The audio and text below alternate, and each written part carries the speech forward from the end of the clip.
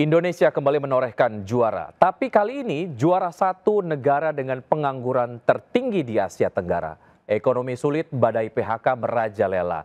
Lalu apa yang bisa dilakukan oleh negara?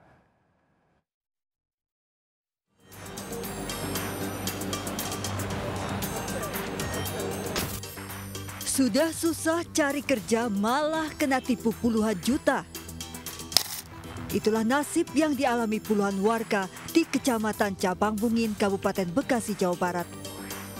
Penipuan kerja calo. Demi bisa dapat kerja, warga rela bayar 2 juta ke calo yang mengaku bisa menyalurkan kerja ke sebuah perusahaan minuman di Cibitung. Ini calo, ini korban calo.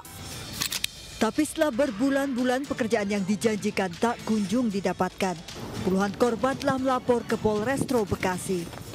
Setiap hari tuh seperti itu terus, diundur-undur terus. Nggak taunya sampai beberapa minggu nggak masuk-masuk. Sampai kita curiga, mungkin ini ada kasus penipuan atau apa, tapi kita nggak bicara gitu. Naila hanyalah satu dari jutaan warga yang terus berjuang mencari kerja. Ekonomi makin sulit, badai PHK merajalela.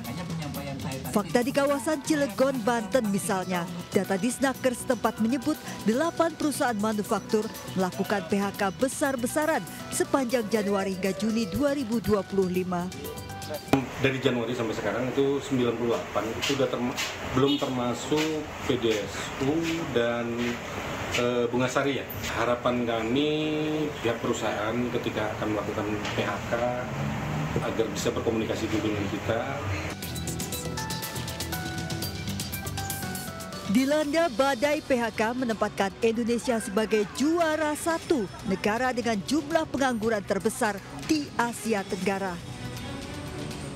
Data Trading Economics pengangguran di Indonesia per Maret 2025 mencapai 4,76% atau setara dengan 7 juta orang.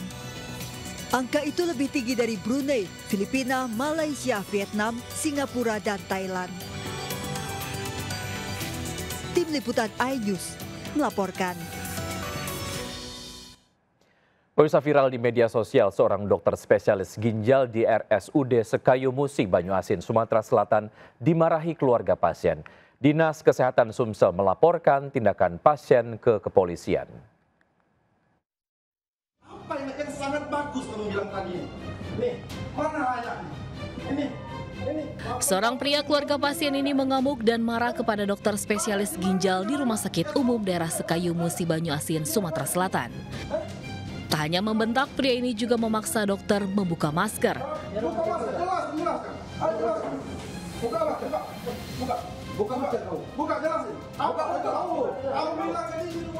Sementara sang dokter mencoba menjelaskan dengan sabar. Kemarahan keluarga pasien ini berawal saat ia merasa pihak rumah sakit tidak melakukan pemeriksaan seharusnya kepada pasien. Dari pemeriksaan ditemukan bercak putih di paru sehingga dokter menduga pasien menderita TBC. Untuk memastikan, dokter akan melakukan cek dahak pasien. Hasil ronsen, ini dokternya. Pulang kemana kamu? Namun keluarga pasien tak sabar dan merasa diabaikan meski sudah menyewa ruang VIP. Atas kejadian ini, pihak rumah sakit dan Dinas Kesehatan setempat akan melakukan investigasi, terutama terkait tindakan keluarga pasien yang memaksa dokter melepas masker di ruangan pasien yang diduga menderita TBC. Menurut protokol kesehatan, penggunaan masker di sekitar penderita TBC memang wajib dilakukan untuk mencegah penularan. Selain menggunakan masker, penularan TBC bisa dicegah dengan menghindari kontak fisik dengan pasien, tidak pakai barang bersama, cuci tangan, dan vaksin TBC. Keluarga pasien yang memaksa dokter membuka masker bisa dikenakan pidana. Tim Liputan iNews melaporkan. Pemirsa, viral di media sosial, sebuah rumah sakit kosong melompong tak ada tenaga kerja kesehatan yang bertugas. Padahal di saat yang bersamaan seorang pasien dalam kondisi kritis datang bersama keluarga untuk mendapatkan penanganan medis. Ini bawa orang tua teman rumah sakit Husni Tamrin Natal Inilah suasana Rumah Sakit Husni Tamrin di Kecamatan Natal, Mandailing, Natal, Sumatera Utara yang kosong tanpa ada satupun nakes yang bertugas. Video yang diunggah di media sosial ini pun viral. Video direkam oleh keluarga pasien yang hendak membawa ibunya berobat sudah dalam kondisi kritis. Pihak keluarga mengecek seluruh ruangan rumah sakit tak menemukan satupun nakes yang bertugas mulai dari dokter, perawat hingga security.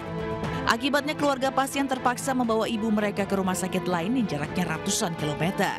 Diketahui Rumah Sakit Husni Tamrin merupakan rumah sakit pemerintah daerah. Ya dulu sesuai dengan yang kita baca-baca di berita lah ya. Memang masalah rumah sakit ini masalah terus. Nggak pernah berubah ya? Nggak pernah berubah sama sekali.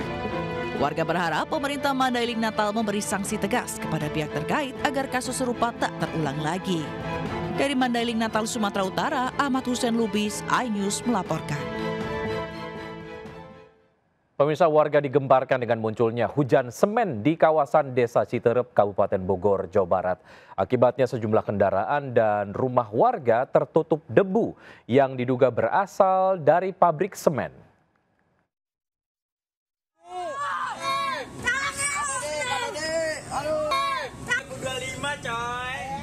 Viral, warga di Desa Citerep, Kecamatan Citerep, Kabupaten Bogor, Jawa Barat saat melakukan kegiatan memperingati HUT RI ke-80 di sebuah lapangan digegerkan dengan kemunculan hujan semen di wilayah mereka.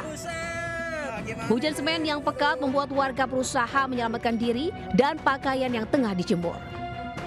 Kendaraan dan rumah warga pun tertutup debu semen berwarna putih. Peristiwa terjadi saat warga sedang beraktivitas di luar rumah. Seketika turun hujan debu semen yang pekat. Diduga debu semen tersebut dari sebuah perusahaan semen yang tak jauh dari perkampungan warga. Sebanyak 1.200 kepala keluarga terdampak hujan debu semen.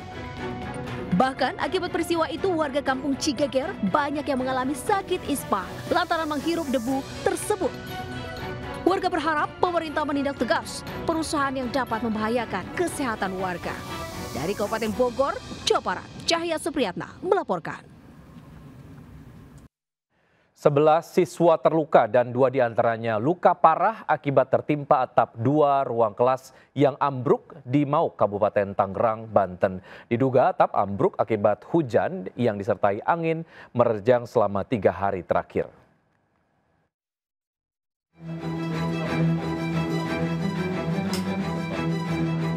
Sebelas murid terluka dan harus dirawat di puskesmas untuk mendapat pertolongan medis Mauk, Kabupaten Tangerang, Banten. Bahkan 2 murid terpaksa dirujuk ke rumah sakit Sari Asih Sangiang akibat luka parah di kepala. Sebelumnya, atap ruang kelas 5 dan 6 SDN Kedung Dalam 2 di Desa Kedung Dalam, Mauk, Kabupaten Tangerang, Banten ambruk. Peristiwa ini terjadi pada pukul 9.30 pagi saat murid tengah mengikuti perlombaan menggambar untuk memperingati HUT RI ke-80. Ambruknya atap 2 ruang kelas diduga disebabkan hujan yang disertai angin menerjang wilayah Mauk selama 3 hari berturut-turut. Akibatnya, atap bangunan yang terbuat dari baja ringan mengalami pergeseran dan penurunan kekuatan sehingga akhirnya ambruk. Meski 2 ruang kelas rusak, kegiatan belajar dan mengajar tetap berjalan, di mana proses belajar dibagi 2 sesi menjadi pagi dan siang hari. Dari Kabupaten Tangerang, Banten, Aimah Rani, iNews melaporkan. 2 siswi sekolah dasar tewas tenggelam saat mengikuti program ekstrakurikuler di Bekasi, Jawa Barat. Diduga korban lepas dari pengawasan guru saat berada di kolam renang.